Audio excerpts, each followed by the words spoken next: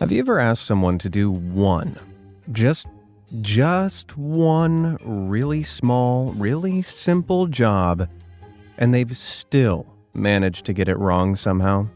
Like you ask them to load the dishwasher, and they think this is what you meant. Or you could ask them to do the laundry, and find they've put an entire bag of pretzel sticks in with the rest of the load. Well, if you thought that was weird, it's only about to get weirder. From incredible idiocy to major misunderstandings, it's time to laugh at people who just had one job and still managed to screw it up.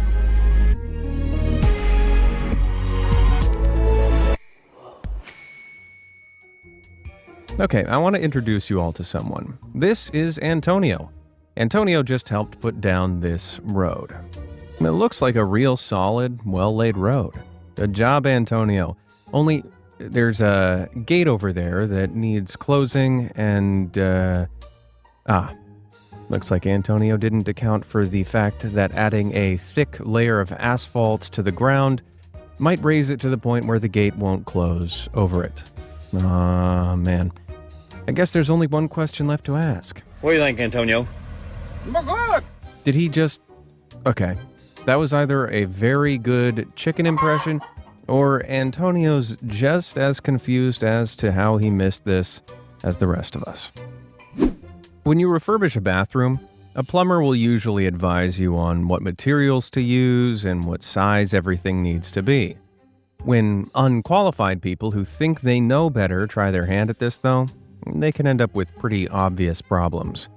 Like this guy who installed a fancy new faucet, but didn't consider the angle of the new water flow. Ah well, who needs a sink when you have a perfectly good drain in the floor there? Now, I'm not a handyman by any stretch of the imagination.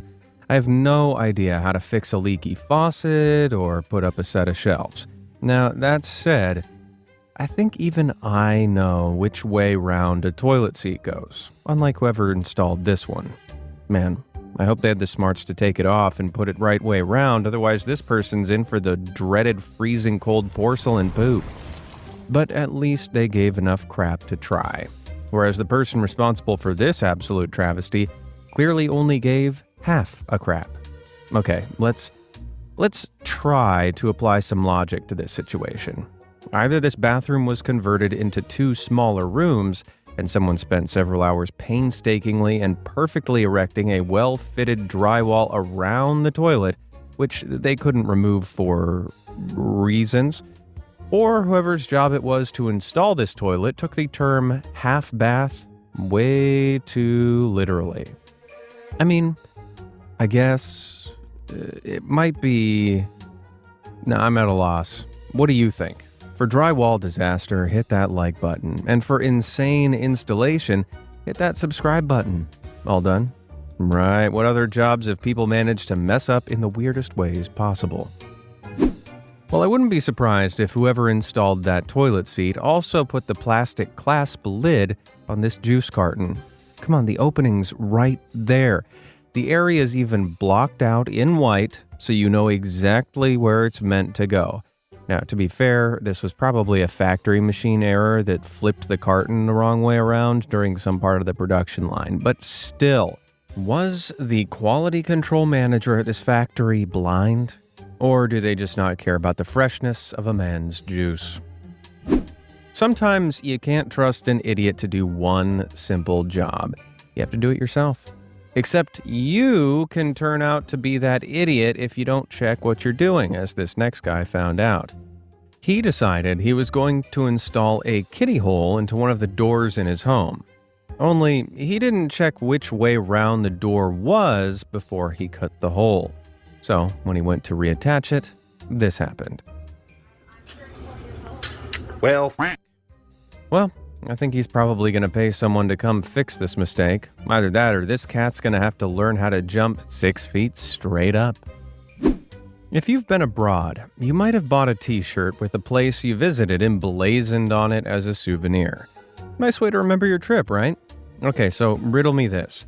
Where in the hell is this t-shirt meant to be from? For a start, that is an outline of Africa. Famously an entire continent, not a country.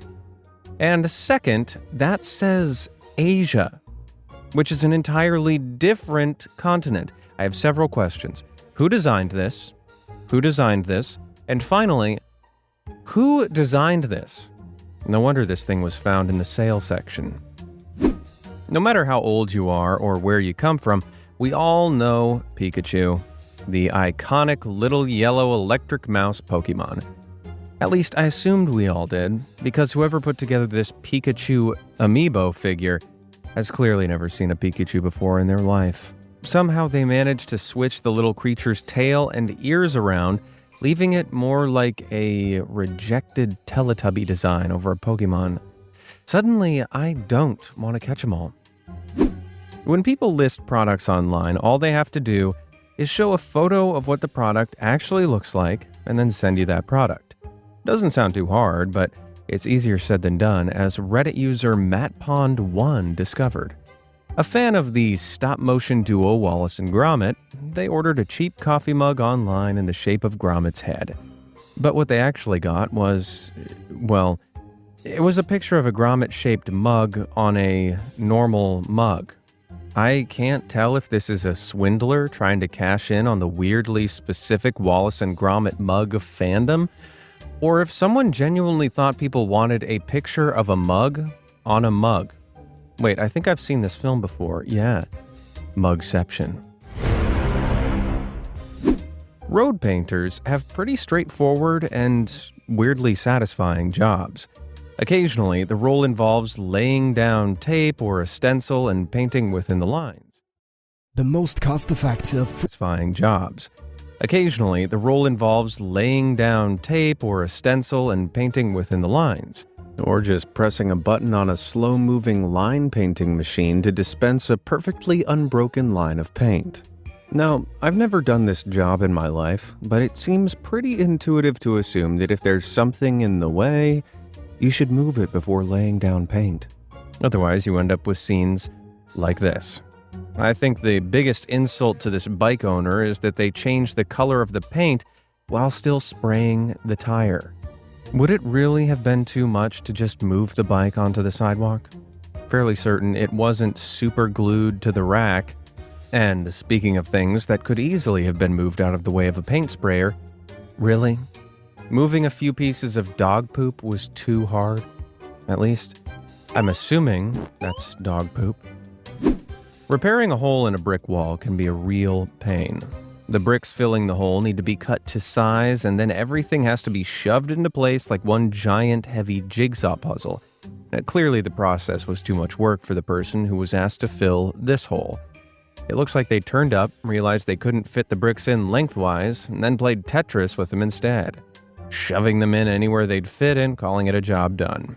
Man, I hope nobody actually paid for this. Maybe I've been being too skeptical. Maybe these jobs are too hard to get right. Or maybe, just maybe, people are stupid. Because I don't know about you, but I've never forgotten that the handle goes on the outside of the mug. I really don't want to put this down to some sort of machine error, but mass-made ceramic mugs like this are mainly produced by hand through a series of molds and firing processes. This is because the materials and designs are too delicate and complex for machines to process alone. There's no button to push that inserts a handle or folds the body of a cup the wrong way round. That's all down to a human. So someone must have put that handle inside that cup deliberately, and I hate it.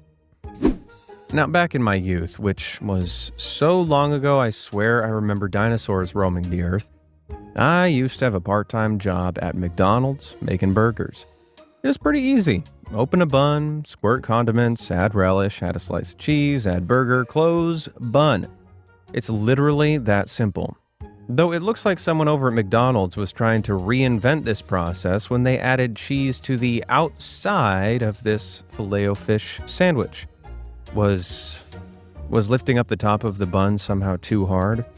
Well, we shouldn't be that surprised. After all, someone else working at this famous fast food franchise had the simple job of flying the McDonald's flag. You know, the one with the big M on it that stands pretty unmistakably for McDonald's. It's not a W for McDonald's. Initially, I thought this might have been part of McDonald's Women's Day PR stunt, where they flipped flags and signs all over the US to show their support for women back in 2018. Yeah, it was a pretty lame gesture considering they'd just come under heavy fire that year for sweeping claims of female employee harassment under the rug, but this image was uploaded a good year before that marketing initiative took hold. Now that said, maybe this actually inspired the PR stunt. The cycle of stupidity continues. While putting the flag upside down is a simple mistake to make, forgetting an entire arch from the famous Golden Arches is another level of dumb. Or at least it would be if it weren't intentional. It turns out the famous Golden Arches logo originates from the 1950s McDonald's building designs, which had two illuminated arches on either side of the roof to make them stand out. The Golden Arches weren't incorporated into the logo until 1962, and to this day, some 12 McDonald's locations, long-standing spots that have existed since the 50s, sport signs with just one original arch that used to make up the iconic buildings. But even with all that said, seeing the single arch makes me want to call it McDonald's. There's something about a popsicle shaped like a cartoon character that just makes it taste superior. Sadly, you don't always get what's promised on the box, or at least the guy who bought this Teenage Mutant Ninja Turtle ice cream didn't, and poor Raphael just doesn't know which way he's looking. Did the quality inspector responsible for this batch really give this cross-eyed crusader the green light? Well, at least it has the right number of gumball eyes, unlike SpongeBob over here. Jeez, what kind of ice cream is that, I wonder? Tastes like nightmares? The little yellow minions from the film franchise Despicable Me are so popular that their designs have found their way onto just about everything, from Crocs to pasta shapes.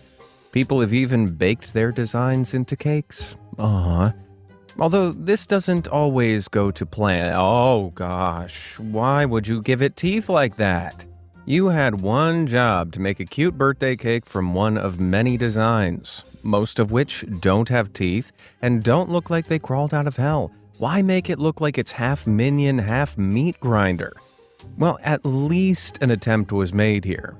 Unlike what Reddit user Cats and Jeeps 2 experienced. They asked a local bakery to make them a cake in the shape of a Nintendo Switch console for their daughter's birthday. However, the order was passed on to a different baker who for some reason wasn't given the instructions, and so what Cats N received was different. Okay, it might be a world apart from what they asked for, but there is an edible photo of the reference picture of the Switch console Katzen took on the cake, along with Katzen's knees, and the very boomer image of someone taking a picture of the Switch. Just what every 8-year-old wants. Now, our society isn't built well to accommodate people with mobility issues. With that said, I don't think that flipping a set of stairs over like this is the solution. Those ramps are so steep, any wheelchair user will need to be on X Games mode to use them. What seems to have happened here is that these stair sections came prefabricated and were wrapped up to protect them. Unable to see them, the installation crew had to guess which way up they went, and they guessed wrong. Well, it's either that or the stairs were designed by MC Escher. Now, even on a good day, elevators cause me some anxiety because I'm kind of claustrophobic. However, I think I'd feel at ease on this elevator. Because someone as equally as claustrophobic as me installed not one, not two, but 3 open door call buttons. Wait, hang on. What if these buttons don't actually mean that, though? Where's the button that keeps the door closed? And which one actually keeps it open? Oh no. This has turned into a game of Russian elevator roulette. I think I'll take the stairs. We could all do with getting a bit more exercise, but whoever fixed up this bike in an attempt to cycle their way to health won't be going anywhere in a hurry. Can you see why? Yeah, those pedals are going to prove difficult to push.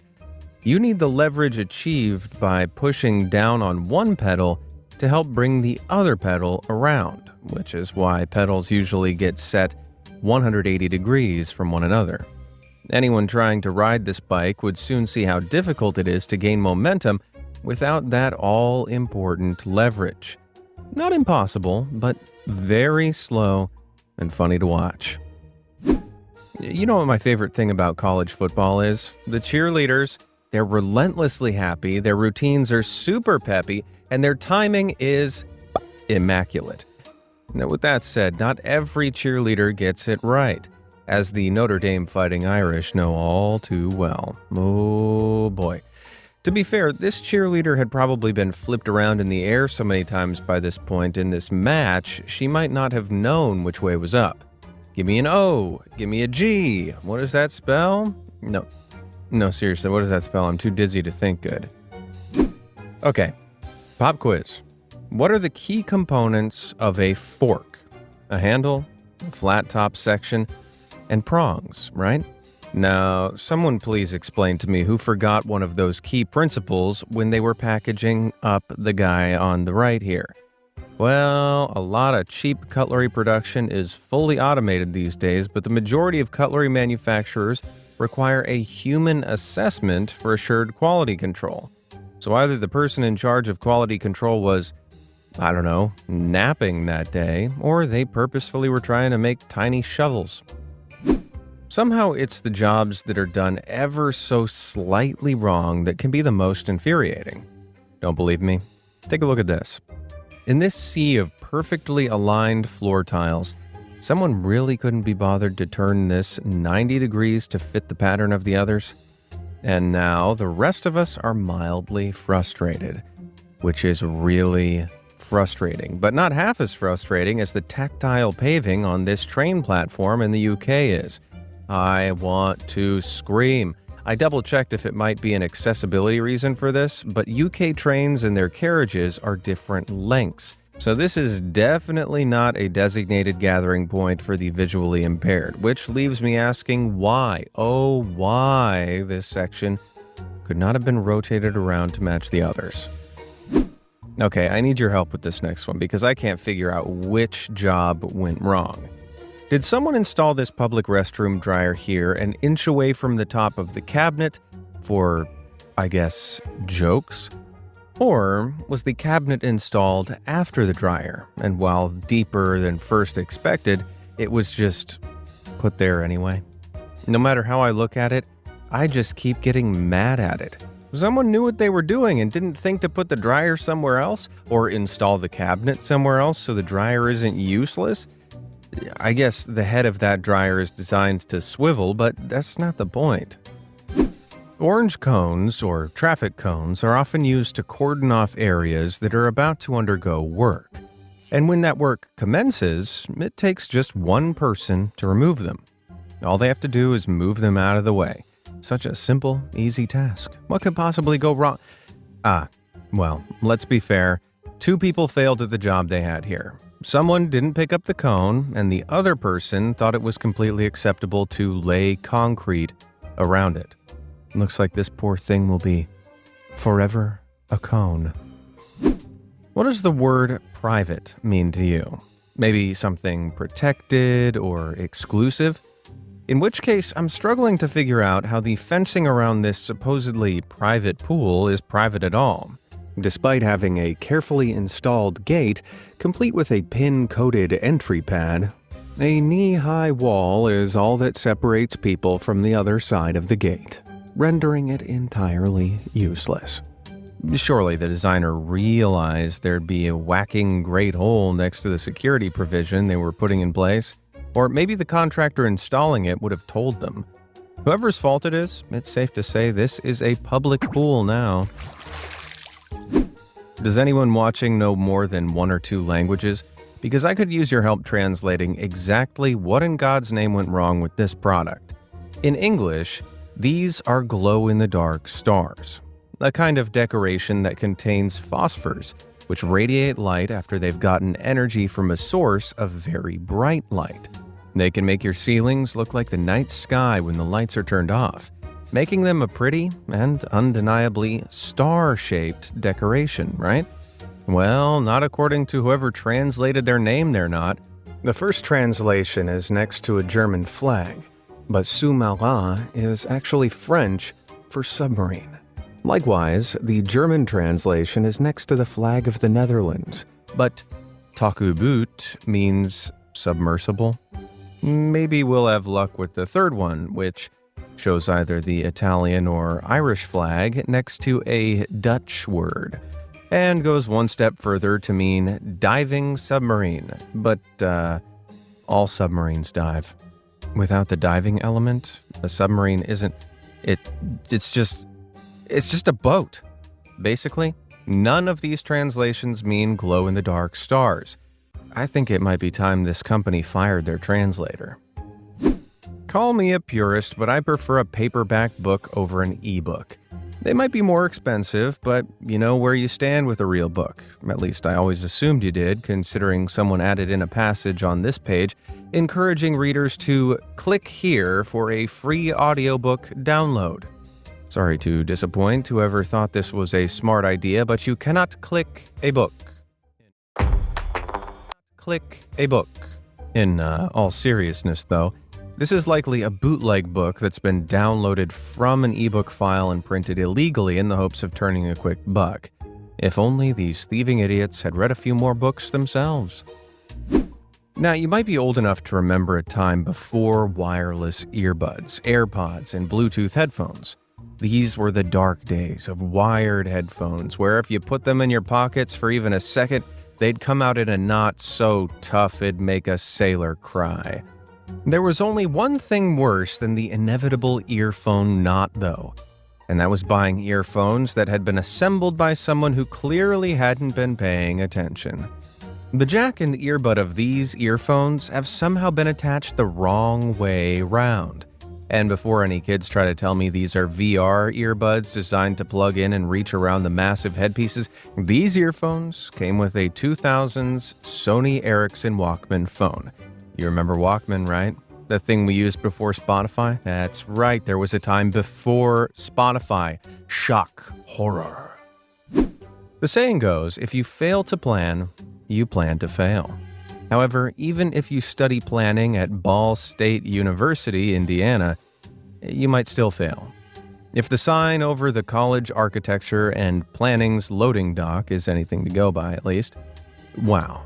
It's just such a bad joke you'd think it was photoshopped, but it was real. Yep, back in 1982, the college building was expanded, changing the size of one of the entryways to transform it into a loading dock. When the contractors asked the dean if he wanted to have letters above the entrance respaced, he said, "No, it's just a loading dock. Stick any extra letters on the wall, it'll look funny."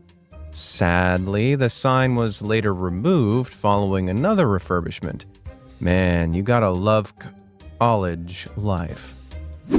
So there are a few key rules when installing electrics. Number 1, make sure there's no water around. You don't need to be good at math. No electricity plus water equals danger.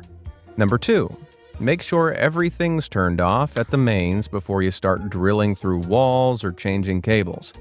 Your body plus live wires equals danger. And number 3, don't be stupid, because stupidity plus electricity equals this. Someone genuinely installed a socket panel across a door. Are they expecting people to limbo their way out of the room now? Well, I'm no master electrician, so if anybody experienced out there has any idea why someone thought this was a completely normal thing to do, please let me know down below. Now, according to the history books, there was a man who always had more than one job, and he still managed to complete all his tasks perfectly. That man's name? Jesus. Okay, maybe not the history books, but definitely the Bible. And when he wasn't busy feeding the 5,000 with fish and bread, he was turning water into wine. He's even doing it to this day. Now, don't believe me? Then explain this aisle in a British grocery store. That sign clearly says water, but all that's stacked beneath it is row after row of wine. Consider this proof that Jesus shops at Tesco, or more likely, Someone reorganized the shelves and forgot to change over the signs. At least, I hope that's the case. Otherwise, I dread to think what the fish section and bakery aisles look like. Now, as a guy, I'd argue that peeing in a urinal isn't something you necessarily need a stall for. Sure, a little privacy is nice, but providing no one's rubbernecking over to get a good look, you can get your business done without feeling too exposed. Going for a number 2, though? Oh, you need a stall. Imagine walking into the restrooms and locking eyes with someone with their pants around their ankles, grunting and straining their way through a brutal bowel movement. Nope. No, thank you. However, this clearly wasn't the logic behind being employed by whoever approved the installation of this stall. I want to say the contractor should have realized this was so very, very wrong, but it's more likely that the person in charge of verifying the plans and taking stall measurements was at fault here. Not realizing the urinal and toilet were the other way around. Well, this urinal certainly puts the pee in privacy. Which of these jobs do you think could have managed without screwing up? And do you have any stories of your own?